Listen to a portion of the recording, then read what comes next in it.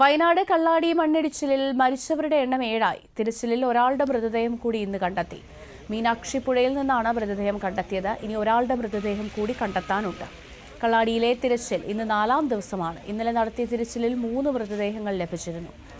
അതേസമയം മീനാക്ഷി പുഴയിൽ നിന്ന് കിട്ടിയ മൃതദേഹം പശ്ചിമബംഗാൾ സ്വദേശിയായ സർവേയർ രാകേഷ് ഗുച്ചേത്തിൻ്റെതെന്ന് മന്ത്രി ടി സിദ്ദിഖ് സ്ഥിരീകരിച്ചു.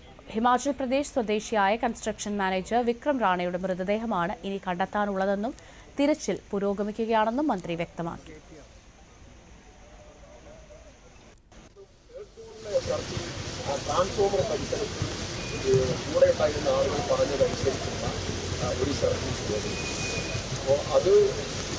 മൂന്നാമത്തെ സോണിൽ ഒരാളും കൂടെ ഉണ്ടാകും എന്നുള്ളതാണ് നമുക്ക് വീഡിയോയും അതുപോലെ അവിടെ ഉണ്ടായിരുന്ന ജോലിക്കാരും പറഞ്ഞിരുന്നത്.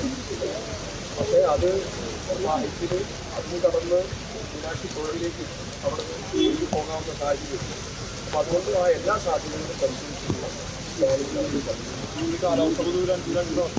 മാക്സിമം ഉപയോഗം